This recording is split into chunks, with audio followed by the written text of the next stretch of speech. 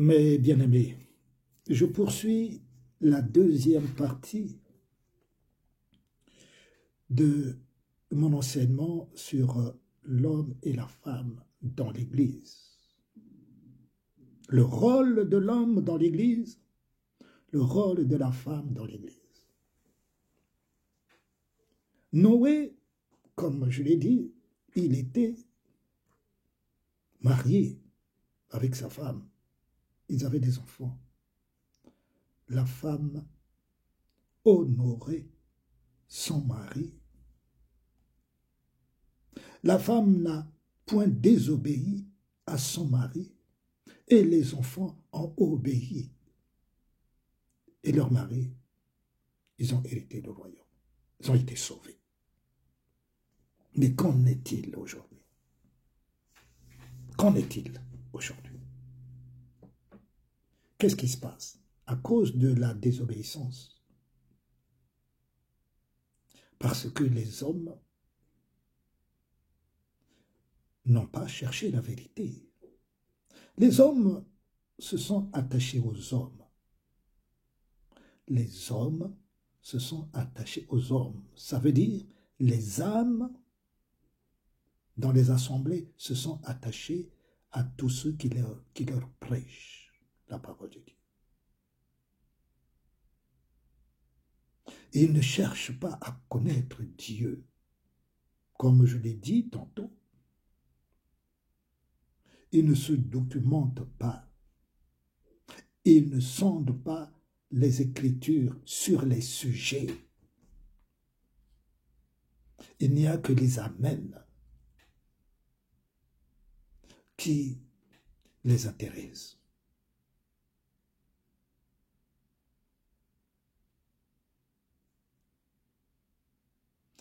Alors, lorsque Jésus a mis en place, a appelé les disciples, 12 disciples,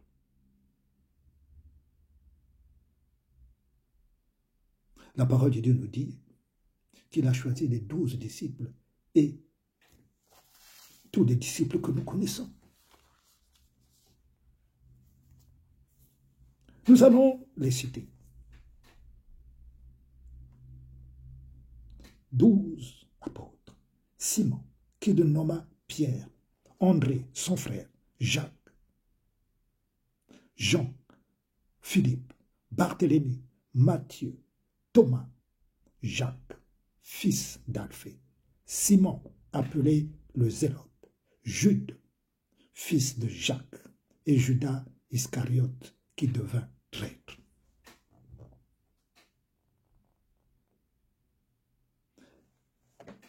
Il y avait des femmes. Si, pour ceux qui ne le savent pas, il y avait des femmes. Dans l'une des femmes célèbres, c'est-à-dire considérées, avait de la considération pour le Seigneur Jésus. Elles étaient fidèles jour et nuit. La femme de Susa, l'intendant d'Hérode, sa femme, ce n'était pas n'importe qui. Vous savez, en ce temps-là, ils n'étaient pas mariés avec n'importe qui. L'intendant d'Hérode. Sa femme n'était pas n'importe qui. Elle était considérée. Elle suivait Jésus. Elle servait Jésus. Elle était fidèle à Jésus. Quand Jésus choisit les 12 disciples, elle est là, entre autres. Marie, la mère de Jésus, elle était aussi disciple en même temps, mère biologique de Jésus et disciple de Jésus, la maman Marie. Posez-vous la question de savoir pourquoi l'une des plus célèbres de ces deux femmes n'a pas été choisie comme disciple de Jésus. Vous ne vous êtes jamais posé cette question-là, mes bien-aimés. Pourquoi vous ne vous êtes jamais posé cette question-là? Parce que cela ne vous intéresse pas?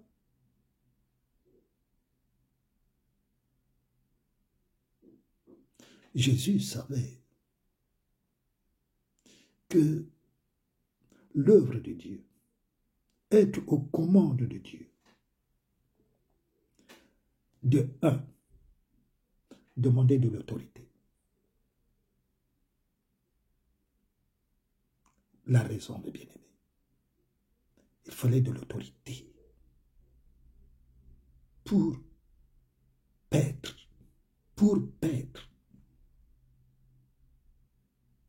les brebis de Dieu. D'où la parole de Dieu dit, l'homme, la femme est un être faible. Tu ne peux pas conduire le peuple de Dieu dans la faiblesse. Dieu a créé l'homme dans sa faiblesse. Puisque Dieu le dit. Donc nous ne pouvons, comment pouvons-nous nous permettre de contester ce que Dieu a dit? Dieu n'a pas choisi une femme pour cela. Parce qu'une femme, lorsqu'elle est placée quelque part, elle devient un problème. Une femme. Je dis bien une femme.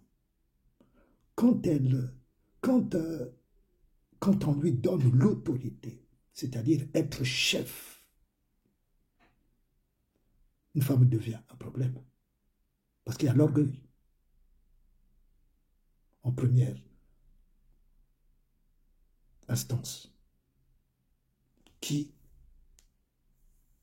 se repose sur la femme, l'orgueil. Or, l'œuvre de Dieu ne marche pas avec l'orgueil. La deuxième raison, l'œuvre de Dieu ne va pas avec l'orgueil. Or, si vous mettez une femme devant pour commander les hommes, ça va être la catastrophe. Ce n'est pas pour en vouloir loin de là, mes frères, mais c'est la vérité de la parole de Dieu que je vous annonce. Donc, quand Dieu choisit pour l'œuvre de Dieu, je dis bien, il s'agit de l'œuvre de Dieu. Il s'agit de l'œuvre de Dieu. D'où, mes frères, mes bien-aimés dans le Seigneur, je vais vous dire ceci. Dans une armée, par exemple, armée dans le monde des vivants, il y a des armées, il y a des généraux, ainsi de suite. Mais une responsabilité si grande de diriger une armée, il faut avoir de la poigne. Il faut avoir un caractère bien trempé.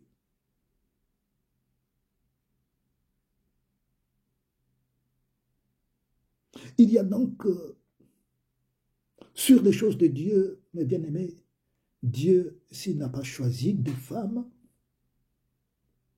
parce qu'il en sait quelque chose. C'est lui, Dieu, qui a créé la femme. Comment pouvons-nous contester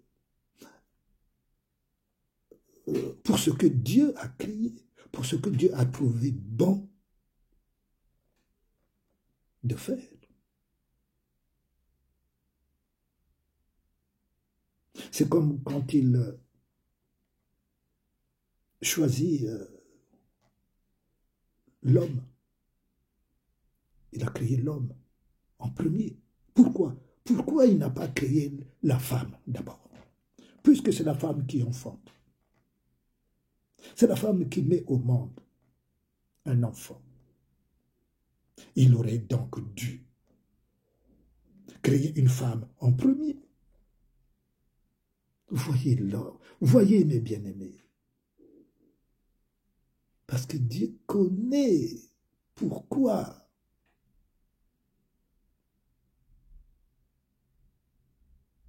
Que nous devons nous soumettre à la volonté de Dieu. Et en plus, avons-nous des explications à demander à Dieu qui nous a créés? Avons-nous des explications à demander à Dieu? Avons-nous des comptes à demander à Dieu? Pourquoi tu as créé l'homme? Pourquoi tu n'as pas créé la femme en premier?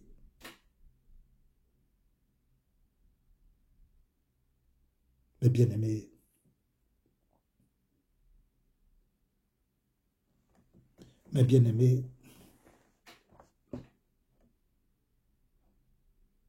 d'où 1 Timothée 2, versets 13 à 15, comme je l'ai lu au commencement, nous donne l'explication qui dit « Car Adam a été formé le premier ». C'est avec humilité que la femme doit considérer ainsi ce que Dieu a commandé pour tous les hommes. C'est avec amour que l'homme, je dis bien avec amour, que l'homme doit considérer sa femme, avec amour et respect, que l'homme doit considérer sa femme ou la femme. Nous devons l'aimer, nous devons la chérir.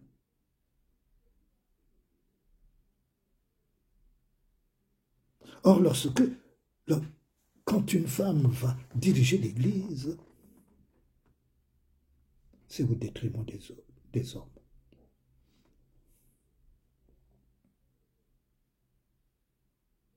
Ah.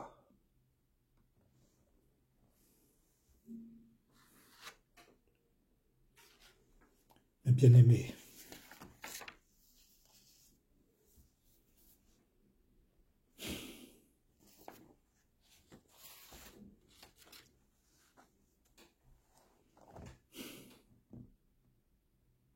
réfléchissons.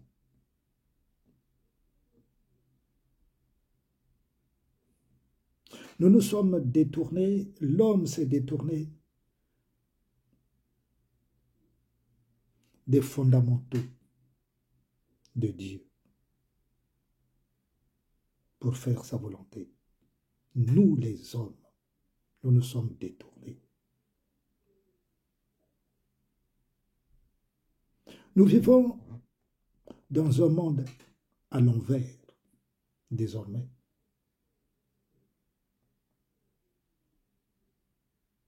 Par notre façon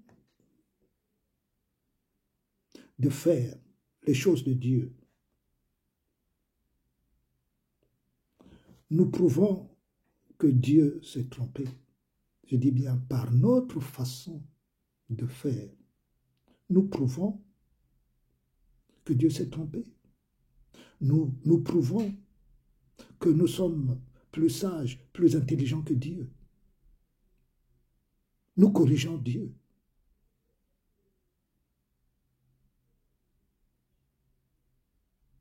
C'est cela, mes bien-aimés, qui nous coûtera cher si nous ne nous repentons pas, si nous ne nous détournons pas des mauvaises voies que nous avons empruntées. En moment des pasteurs femmes,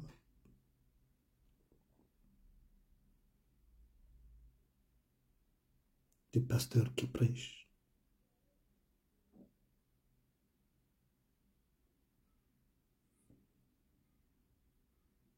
Oh.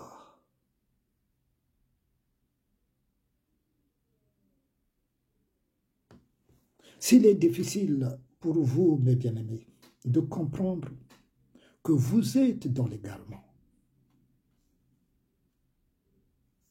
c'est que vous servez un autre Jésus que celui qui est mort à la croix pour tous les pécheurs.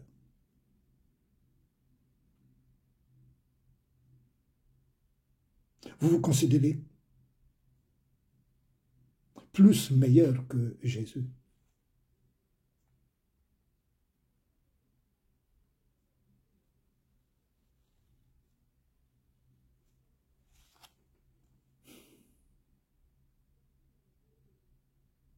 Mes frères, mes sœurs,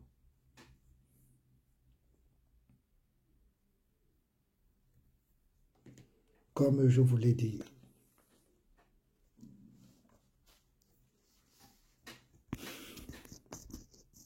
précédemment,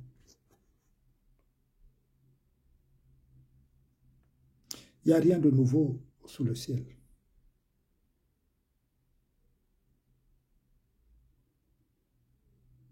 Relisez mes précédentes vidéos.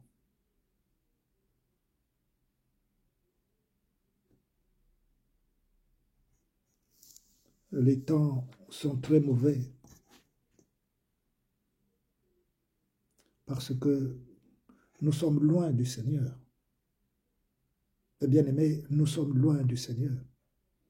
Et le Seigneur dit dans sa parole, « Lorsque je reviendrai, trouverai-je encore la foi sur la terre ?» Il s'agit de ces temps-là que nous vivons. Mes frères bien-aimés, il s'agit de ces temps que nous sommes en train de vivre.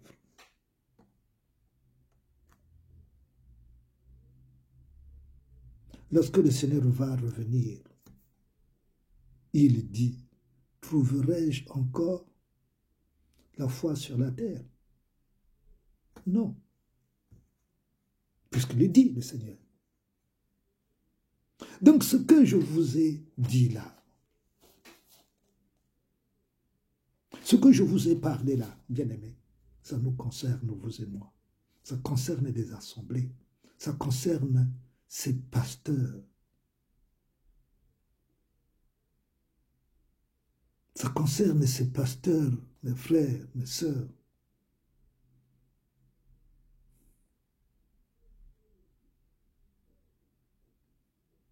Ce n'est pas la foi. Ce ne sont pas les pratiques de la foi, de la parole de Dieu. La foi, c'est quoi? C'est croire à la parole de Dieu. C'est ça la foi.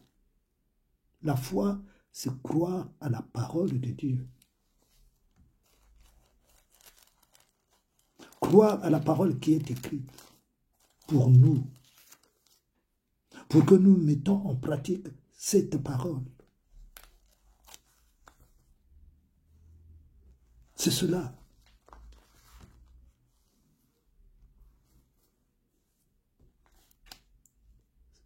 C'est de ça qu'il s'agit, mes frères. C'est pour cela que dans le livre de 2 Corinthiens, chapitre 13, verset 5, la parole de Dieu dit, « Examinez-vous vous-même. Regardez-vous vous-même.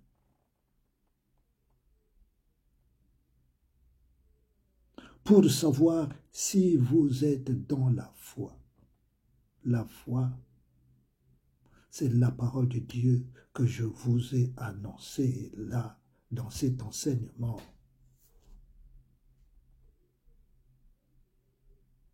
Éloignez-vous des mauvaises pratiques. Là où les femmes prêchent. Je vous ai donné les versets, et encore, il y a d'autres versets que je ne vous ai pas donnés.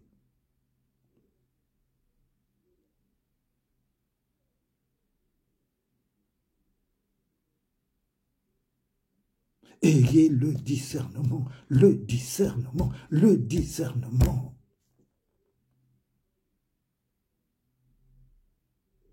Vous n'avez pas besoin que les pasteurs discernent à votre place. Ils discernent à votre place. Ils lisent la parole de Dieu à votre place. Ils comprennent la parole de Dieu à votre place. Ils mettent en pratique la parole de Dieu à votre place. Mes bien-aimés, voilà la perdition à laquelle, mes bien-aimés, je vous demande de prendre conscience que les temps sont mauvais. Et je vous annonce une chose qui va arriver.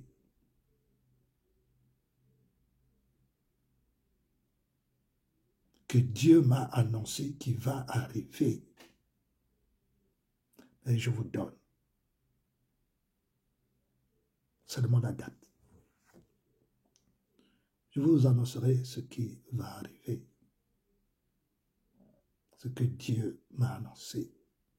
Le 8 août 2024.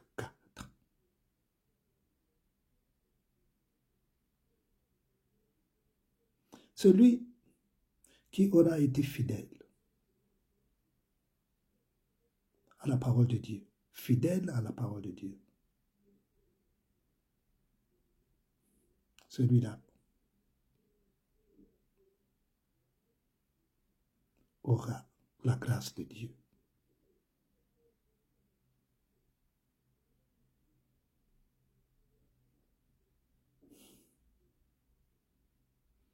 Car ce que la bouche de Dieu annonce, sa main a la puissance pour l'accomplir. Avec Dieu, il n'y a pas de fausse prophétie. Comme l'annonce à tout va les devins de ce siècle qui se disent serviteurs de Dieu.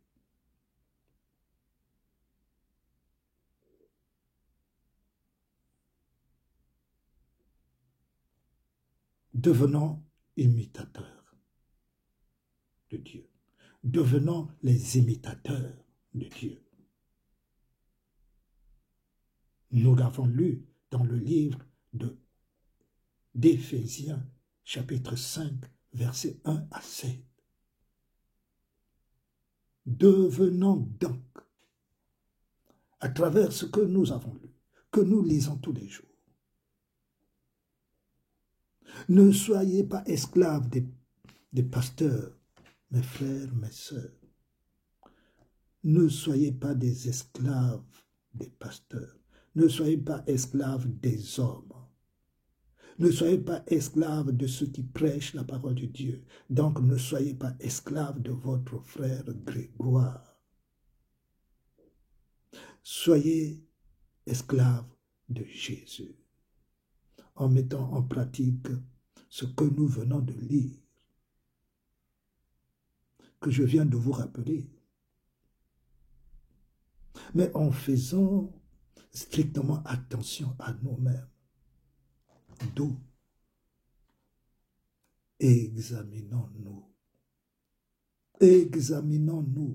regardons-nous si nous sommes dans la foi, mes frères.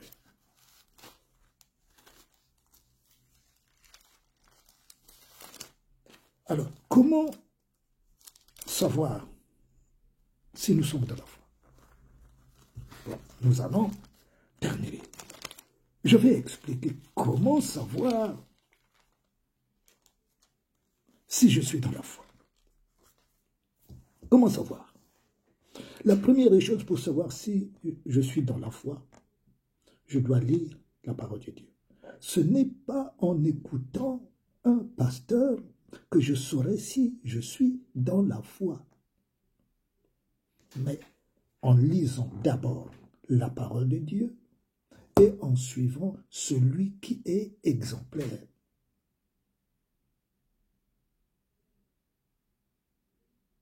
En lisant d'abord ce qui est écrit. Ce qui est écrit, c'est la parole de Dieu. Et comment alors? Ben, tout y est. Tout y est. La foi, c'est donc mettre la parole de Dieu en pratique. Et aimer Dieu. Parce que si tu n'aimes pas Dieu, comment pourras-tu mettre la parole de Dieu en pratique? Apprendre à aimer Dieu. C'est là où on commence à mettre en pratique la parole de Dieu. Mais si tu n'aimes pas la parole de Dieu, comment tu peux mettre en pratique la parole de Dieu? Donc, la première des choses, aimer Dieu, qui est sa parole. Aimer Dieu comme elle est écrite, sa parole. Sans trier. Il y a des chrétiens qui font la différence entre un verset, c'est-à-dire qui s'intéressent à plus de versets que d'autres. Donc, ils s'intéressent aux versets qui les intéressent. Il y a des chrétiens comme cela, qui préfèrent un verset par rapport à un autre. C'est souvent le cas pour le chrétien. C'est ce qui pose problème. Donc, nous ne devons pas faire la différence. Dieu a parlé et c'est Dieu. Il est unique et tout-puissant. Lorsque je crois à la parole qui est écrite dans ce livre, qui est le livre de la vie, car la parole de Dieu nous dit, Dieu est esprit. Jean chapitre 6, verset 63. Jean chapitre 6, verset 63. Dieu est esprit et vie. Dieu est esprit et vie. Si tu crois à la parole de Dieu, l'esprit de Dieu habite en toi. Parce que tu vas mettre sa parole.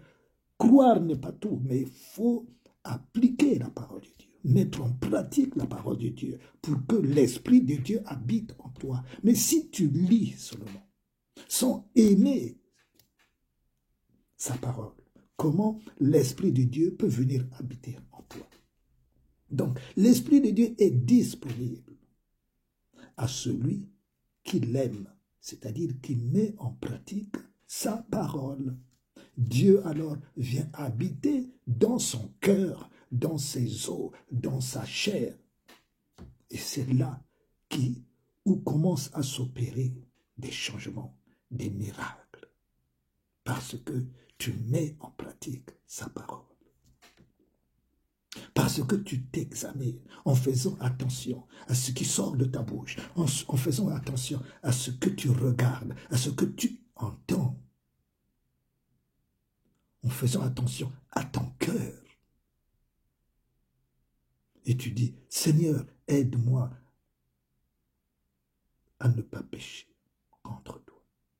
Aide-moi à ne pas transgresser ta parole.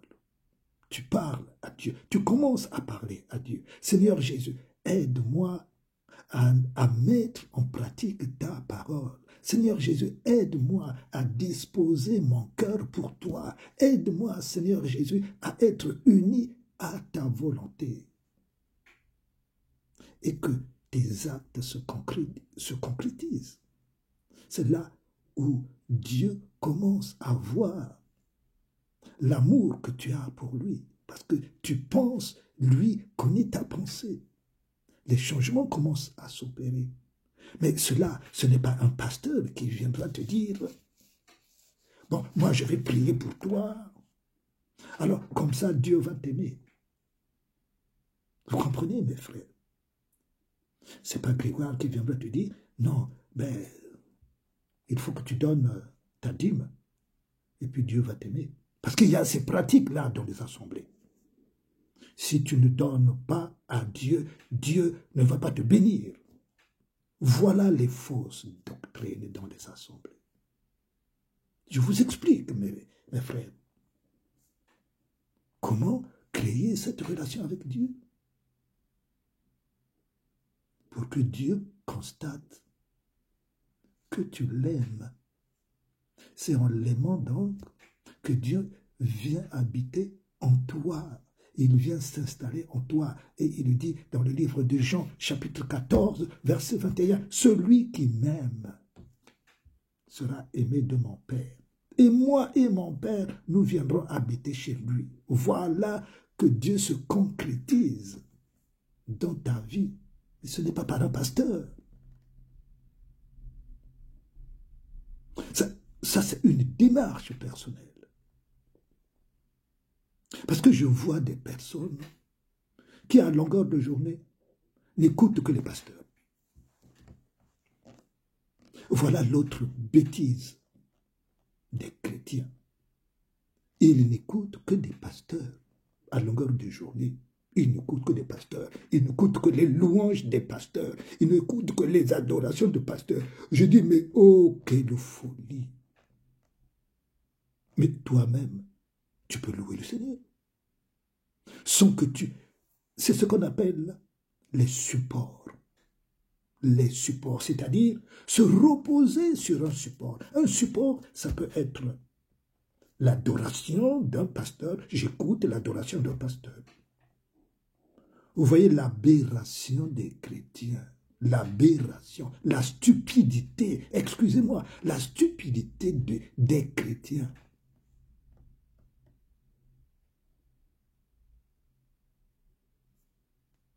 Parce que les adorations du pasteur sont plus que l'adoration que je confesserai moi-même. Non, ce que tu confesses toi-même est mieux que ce que tu écoutes, est plus que ce que tu écoutes d'un bishop. Loue toi-même. Loue toi-même, confesse, loue le Seigneur par ta bouche, glorifie le Seigneur, loue, adore le Seigneur, toi-même. C'est très différent de l'adoration que tu mets de ton pasteur préféré, parce que les hommes préfèrent les pasteurs. Frère, ne me préférez pas. Ne me préférez pas. Moi, je vous montre comment créer une relation avec Dieu. Et très pratique. Examinez-vous. Vous savez, si votre bouche parle beaucoup en prêchant, recherchez ce qui est juste, ce qui est bon, ce qui est sain. Recherchez. Faites la différence entre le bien et le mal, et c'est cela le discernement. Discerner, c'est-à-dire c'est faire la différence entre ce qui est bien et ce qui est mauvais. Et ceci, c'est par la parole de Dieu. C'est écrit. Nous avons lu la parole de Dieu, pas en intégralité, bien sûr. On ne peut pas, dans un enseignement, lire tous les versets, tous les chapitres, tous les livres. C'est possible. Mais je vous ai donné plusieurs versets pour comprendre comment, d'où le chapitre de 2 Corinthiens, chapitre 13, verset 5. Examinez-vous, examinons-nous pour savoir si nous sommes dans la vérité. Et la vérité, c'est la foi en Christ. Mes bien-aimés, voilà ce que j'ai tenu à vous transmettre. Mais c'est plutôt des rappels, parce que ce que je vous ai dit, c'est écrit. Ce sont les recommandations du Seigneur.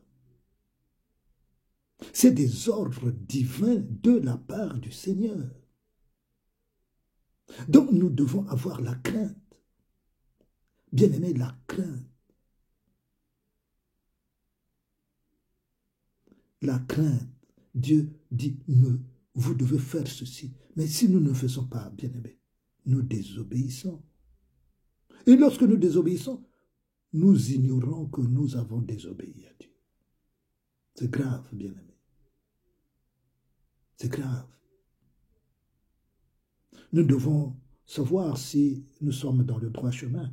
Et ça, à partir de la parole de Dieu, bien-aimés, si nous nous réconcilions à la lecture de la parole de Dieu, nous aurons fait alors un grand pas vers la connaissance. Parce que c'est la connaissance qui nous amène à la vérité. Et la vérité, c'est Jésus. Et Jésus, c'est Christ, c'est Dieu, lui seul. Donc, ne vous attachez pas aux hommes. Écoutez, c'est bien d'écouter. Je ne dis pas de ne pas écouter les serviteurs de Dieu. Écoutez, mais comparez et examinez-vous. Écoutez et vérifiez avec la Bible si ce que vous avez entendu est vrai.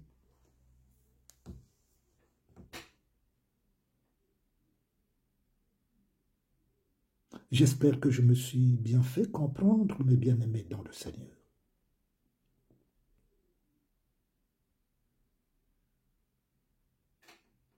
Je termine cet enseignement qui, je l'espère, vous apportera ce qui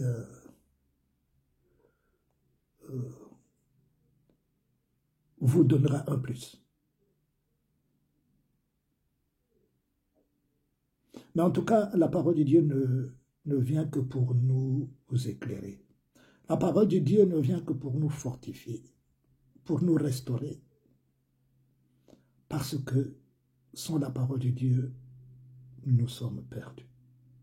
Je vous embrasse, mes bien-aimés, dans le Seigneur.